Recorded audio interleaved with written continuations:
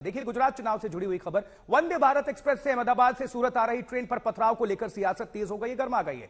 MIM नेता वारिस पठान ने कहा है कि पथराव उसी कोच के शीशे पर हुआ जिसमें उनके पार्टी अध्यक्ष ओवैसी सफर कर रहे थे। वारिस पठान ने इस पथराव की कुछ तस्वीरें भी जारी की हैं। ये तस्वीरें ओवैसी का पथराव का ये दाव। अब अहमदाबाद में वंदे भारत एक्सप्रेस में सफर के वक्त यह पथराव का आरोप है। ओवैसी वाले कोच के शीशे टूटे हैं। अब जांच की मांग की है वारिस पठान ने, उन्हीं के पार्टी के नेता हैं महाराष्ट्र इकाई के।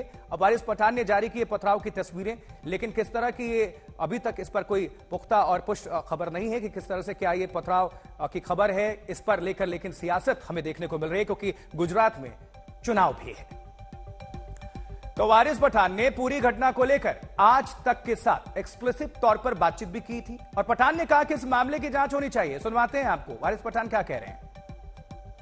एआईएमआईएम के नेता वारिस पठान ने आज लिंबायत में एक सभा के दौरान कहा कि जब वो अहमदाबाद से सूरत की तरफ आ रहे थे, ट्रेन से सफर कर रहे थे, तो उस वक्त पत्थरबाजी हुई है। खुद वारिस पठान साहब हमारे साथ मौजूद है, उनसे पूछ लेते हैं, समझ लेते हैं। सर, आज जो आपने बात कही वो कहाँ से क्या कुछ हुआ, पूरा वाकया बताइए। कहाँ से आप सफर करना शुरू किए थे?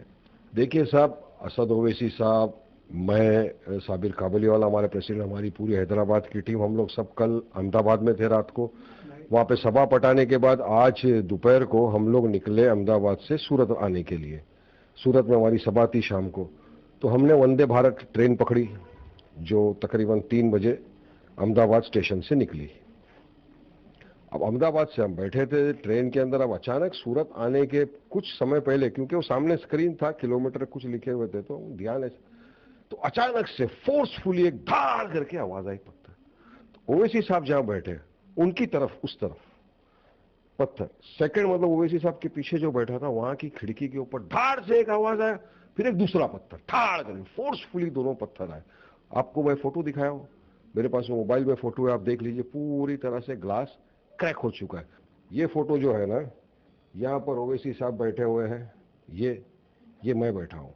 पत्थर इस बाजू पे लगा, ये खिड़की पे, यहाँ पीछे, ये देखिए इस तरफ ये पत्थर दिख रहा है आपको, यहाँ है, ये देखिए, ये देखिए। हमारी जो पूरी टीम है यहाँ पर खड़े हो गए थे, फिर सब हम लोग। इस तरफ पत्थर था, ये जो खड़े है ना, ये युब है, यहाँ ये खिड़की पे पत्थर लगा, तो मतलब ओवैसी साहब के पीछे वाली खिड़की पे आके लगा और फोर्सफुली था वो पत्थर, फोर्स पे था पत्थर। इरादा पूर्वक हमला किया गया, कह सकते? बिल्कुल, आप ये कह सकते हैं इरादा पूर्वक हमला था ये। देखिए ये सब, देखिए इतने सारे तो पिक्चर्स में आपको दिखा ही रहा हूँ सब। कार्रवाई करनी चाहिए सरकार। आप इसकी शिकायत कराएंगे रेलवे? बिल्कुल करवाएंगे, और रेलवे को खुद संज्ञान लेना चाहिए ना। उनका कांच फूटा है तो करेंगे कि नहीं? क्या संज्ञान नहीं लेंगे? मार दिया, इतना फोर्सफुली पत्थर आप मार देते हो। बहरहाल हक और इंसाफ की आवाज को दबाने की तो हमेशा से कोशिश की गई है, मगर दबी नहीं है ओवैसी साहब की आवाज। अब ये लोग क्या समझते हैं, ओवैसी साहब वो शख्सियत है जो यूपी के अंदर गोलियां चल गई उनके ऊपर, वो नहीं रुके, दूसरे दिन सभा में चले गए, तो इनको क्या लगता है कि हमको पत्थर से डराएंगे? नहीं डरे हम। आए, हमने सभा की, हमने बताया सभा के अंदर कि इस तरह से हमको रोकने के, लेकिन जो हक सच के रास्ते पे चलता है वो कभी डरता नहीं है। अब इतने पत्थर कौन मार सकता है? मोदी जी।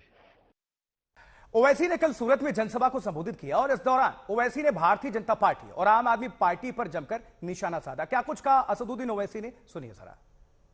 गुजरात के इस असेंबली इंतखाबात में भाजपा के पास अब कुछ भी नहीं है दिखाने को।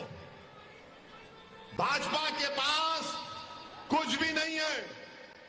तो मोदी ने कल अपने भाषण में कह दिया कि मैंने गुजरात को बनाया।